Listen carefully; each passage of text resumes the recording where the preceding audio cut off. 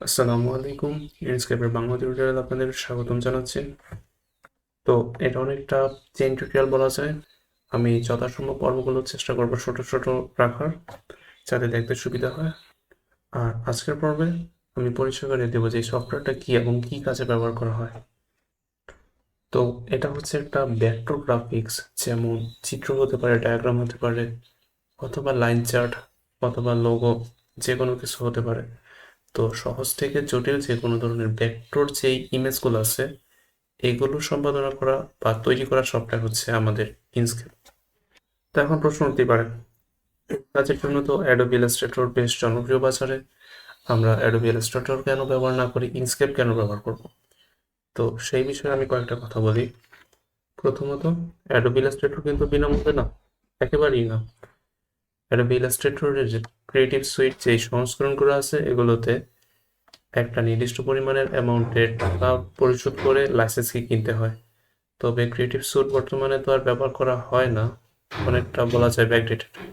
বর্তমানে Adobe ইলাস্ট্রেটরের creative cloud যেই সংস্করণগুলো আছে এগুলো হচ্ছে মান্থলি সাবস্ক্রিপশন মডেল, অর্থাৎ মাসে মাসে টাকা দেওয়ার প্রয়োজন হয় যদি আপনি বৈধভাবে চালাতে চান। তবে হ্যাঁ, আপনি চাইলে ক্র্যাক অথবা পাইরেটেড সফটওয়্যার হিসেবে এটাকে ব্যবহার করতে পারেন, সেক্ষেত্রে অবশ্যই আপনার জন্য বিনামূল্যে। তো এটা আসলে আমি রেকমেন্ড করবো না, তার কারণ হচ্ছে যে পাইরেটেড সফটওয়্যারের ভেতরে হয়তো মালওয়্যার বা ভাইরাস থাকার কিছুটা সম্ভাবনা থাকে। আর সেক্ষেত্রে আমি যদি ইনস্কেপের কথা চিন্তা করি, এটা হচ্ছে সম্পূর্ণ বিনামূল্যে, শুধু তাই নয়, এটা হচ্ছে ওপেন সোর্স। তো ওপেন সোর্স বলতে বোঝায় যে আমাদের এটা যে সোর্স কোড আছে সেটা গিটহাব বা কোনো একটা রিপোজিটরিতে পাবলিশ করা আছে।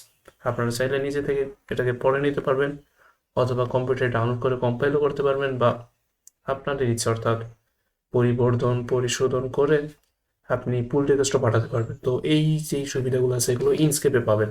আমার দ্বিতীয় পয়েন্ট হচ্ছে যে ইনস্কেপ হচ্ছে ক্রস প্ল্যাটফর্ম, বলা যায় আপনি আপনার উইন্ডোজ অপারেটিং সিস্টেম, ম্যাক অথবা লিনাক্স সব ক্ষেত্রেই ব্যবহার করতে পারবেন।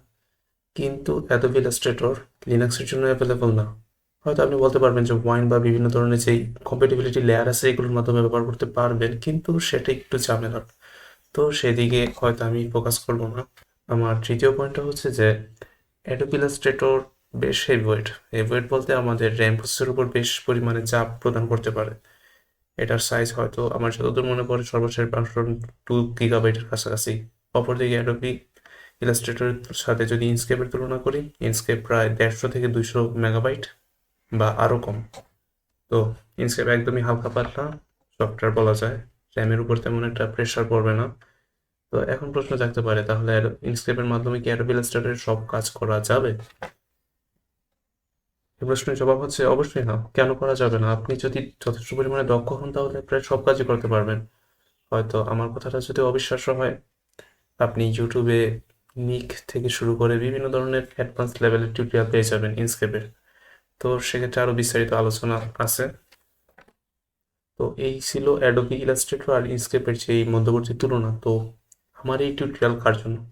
আমি মূলত ইনস্কেপের যেই বেসিক যেই ফিচারগুলো আছে এগুলো সম্পর্কে একটু বিস্তারিত আলোচনা করার চেষ্টা করবো, যাতে আপনারা অন্তত আগামী যে কাজটা এটা করতে পারেন। আমি এটা বলছি না যে আমার টিউটোরিয়াল দেখার মাধ্যমে আপনি একবারে মাস্টার বা অনেক ভালো দক্ষ হয়ে যাবে, এরকমটা কিন্তু কখনোই না। এখানে ব্যাপারটা হচ্ছে যে শেখাটা অনেক সহজ, কিন্তু এক্সপার্ট হওয়াটা একটু জটিল। লার্নিং কার্ভটা অনেকটা স্টিপ বলতে পারেন। তো এই আলোচনাটাকে আমি আর দীর্ঘায়িত করবো না। আপনারা চাইলে ইন্টারনেটে বিভিন্ন ধরনের রিসোর্স আছে, সেখান থেকে আরো বিস্তারিত আলোচনা দেখতে পারেন। ভিডিওটি দেখার জন্য অসংখ্য ধন্যবাদ। আসসালামু আলাইকুম।